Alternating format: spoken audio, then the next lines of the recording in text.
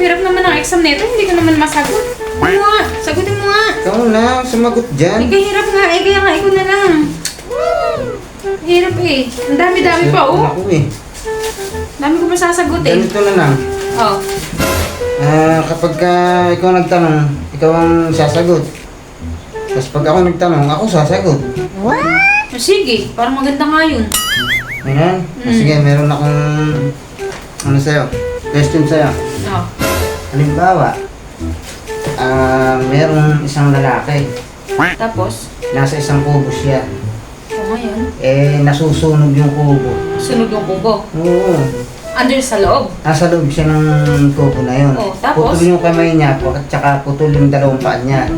Putol ang kamay, putol ang paa.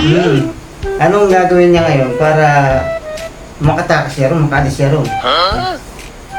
Eh, tanong mo yan eh. Di ikaw sumagot. Oo nga. Ganito ang ginawa niya. Dumapit siya sa pinto, binuksan niya yung pinto. Tsaka siya nagtatakbo. Hindi siya nasunog. Di ba? Teka, Galing kang kupal ka. paano niya mabubuksan yung pinto? Paano siya tatakbo? Putol yung kamay at paa niya.